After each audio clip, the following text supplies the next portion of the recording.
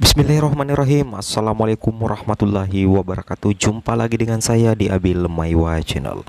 Jadi teman-teman, channel ini merupakan channel pendidikan tempat kita berbagi tentang aplikasi pendidikan, Microsoft Office, serta tips dan trik komputer. Jadi pada video kali ini teman-teman, saya akan berbagi sebuah tips kepada teman-teman guru honorer yang akan mengikuti seleksi guru P3K di tahun ini. Jadi di sini judul video saya teman-teman adalah 10 tips wajib untuk guru honorer sebelum ikut seleksi P3K, dan ini adalah merupakan pengalaman pribadi saya sekaligus sebagai motivasi diri, dan saya doakan kepada teman-teman guru honorer di seluruh Indonesia agar bisa lolos dan lulus menjadi guru P3K di tahun ini. Oke teman-teman, tanpa basa-basi lagi kita langsung ke tutorialnya dan informasi tipsnya.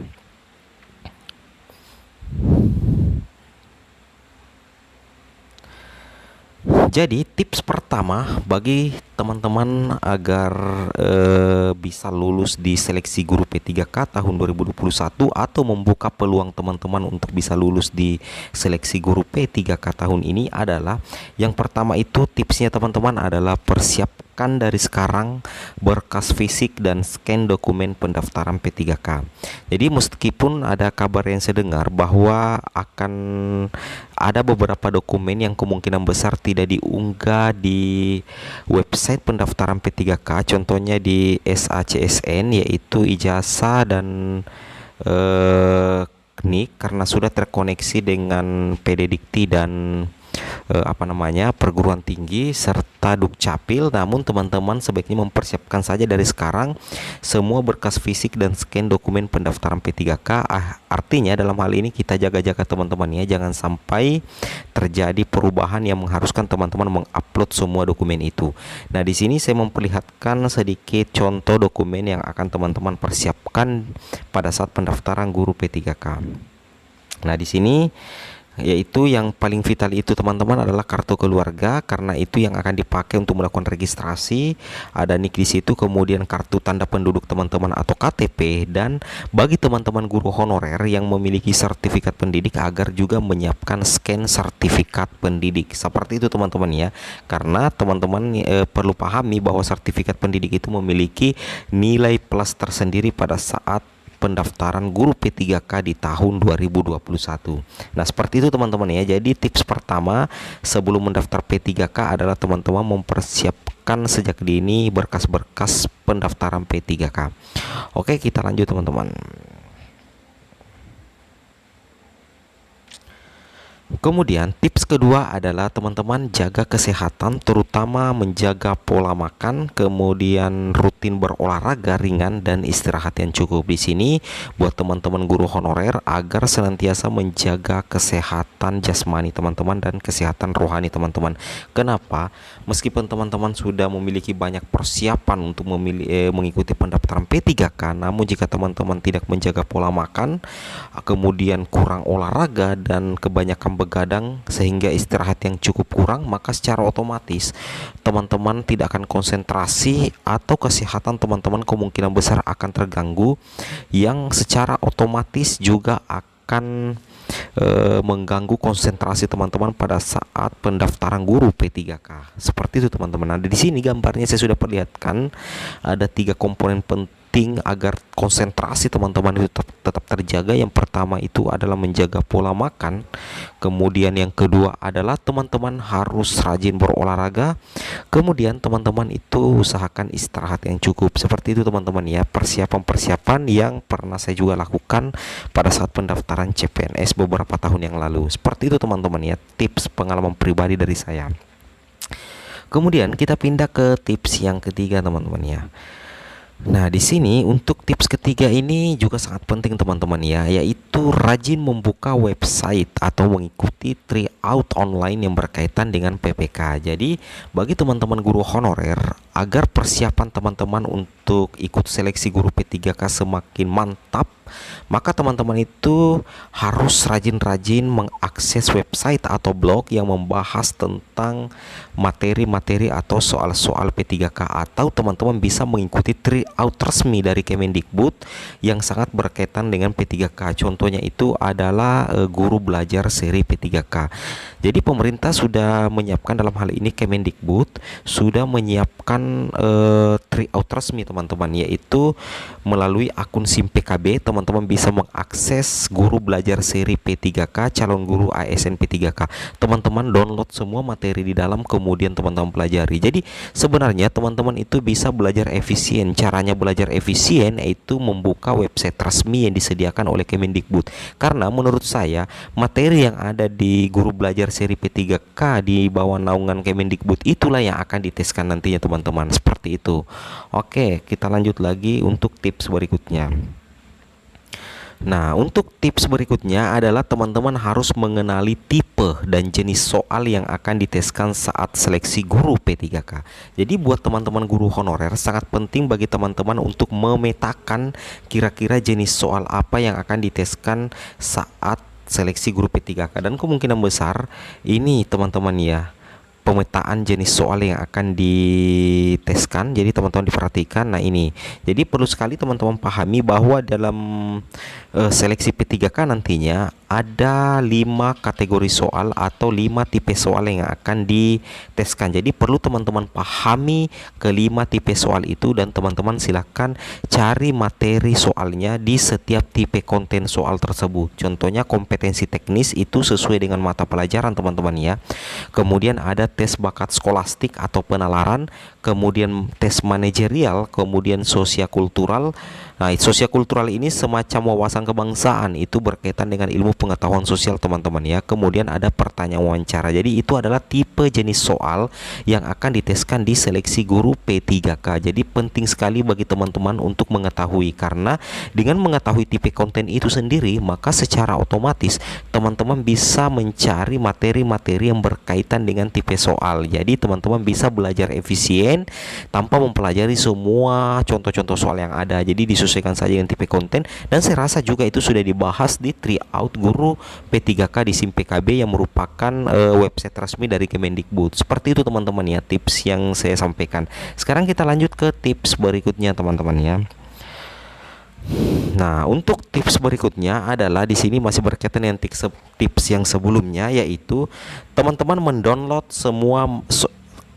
mendownload soal materi resmi dari Kemendikbud, terutama di seri belajar P3K SIM PKB dan print out. Artinya di sini teman-teman silakan teman-teman download materi-materi yang ada di SIM PKB. Nah, di sini saya akan menyampaikan sedikit, ada sebuah website atau blog yang sudah merangkum semua soal materi yang ada di SIM PKB. Nah, di sini saya perlihatkan teman-teman ya.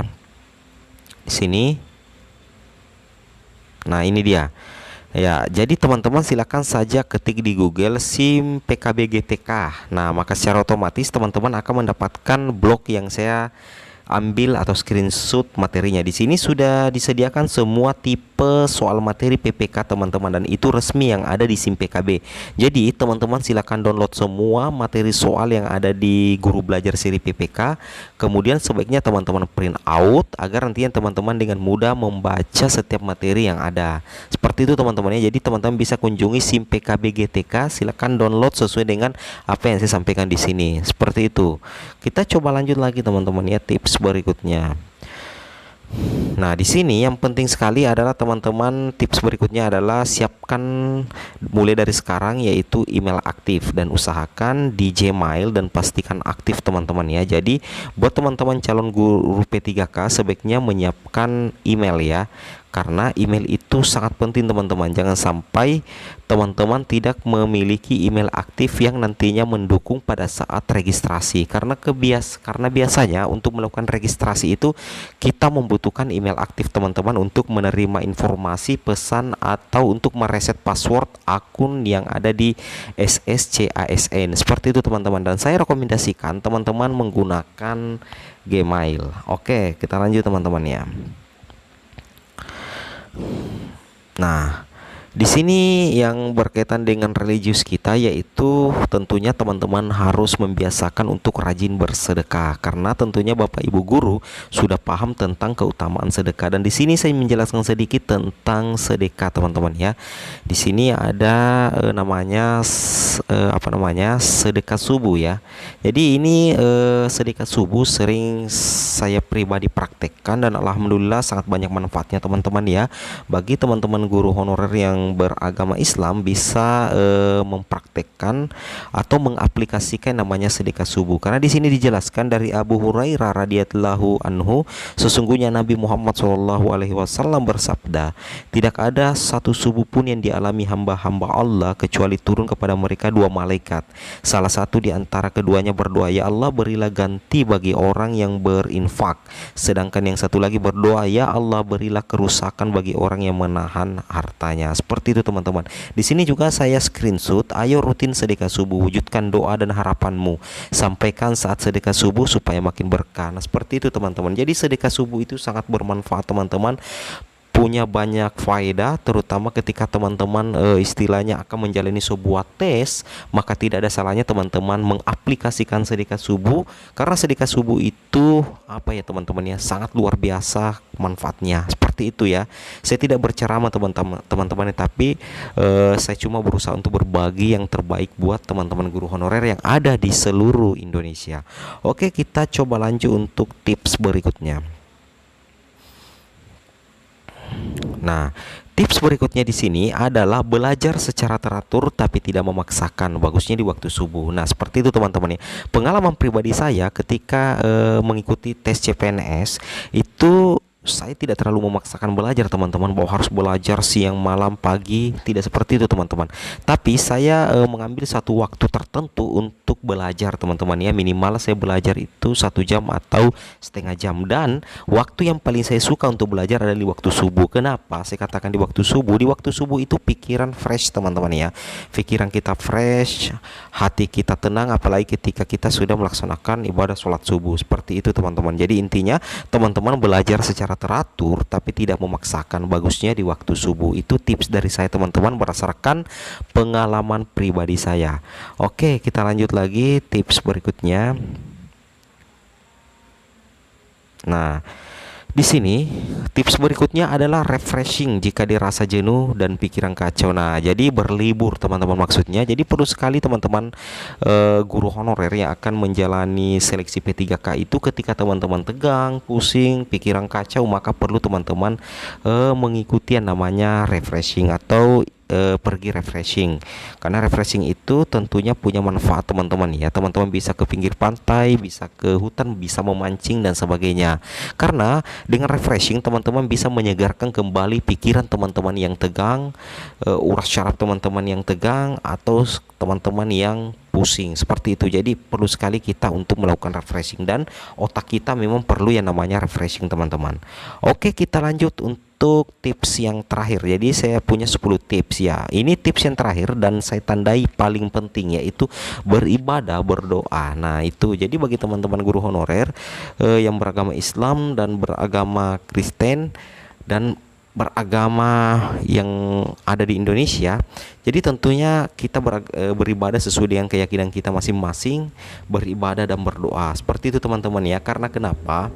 Segala apa yang kita usahakan itu tentunya itu hanyalah sebuah ikhtiar atau usaha, dan yang menentukan adalah Allah atau Allah, Tuhan yang Maha Kuasa. Seperti itu teman-teman ya, Allah Subhanahu wa taala. Jadi bagi teman-teman guru honorer, beribadah, berdoa, bersedekah, dan tentunya belajar, serta teman-teman perlu untuk memotivasi diri sendiri. Nah, tujuan memotivasi diri sendiri agar timbulnya stimulus respon dalam diri kita. Kita berikan semangat kepada diri kita agar diri kita semangat dan yakin bahwa kita bisa lulus di seleksi P3K di tahun ini. Seperti itu teman-teman ya, 10 tips berdasarkan pengalaman pribadi saya sehingga saya bisa lulus di CPNS. Seperti itu teman-teman ya. Dan saya bagikan kepada teman-teman guru honorer yang ada di seluruh Indonesia, dan saya doakan agar teman-teman guru honorer bisa lulus di P3K tahun ini. Oke, mungkin sampai di sini tips video saya. Semoga video ini bermanfaat. Dan jika seandainya bermanfaat, silahkan teman-teman share di media sosial teman-teman. Saya akhiri dengan ucapan wabillahi taufik wal hidayat. Assalamualaikum warahmatullahi wabarakatuh.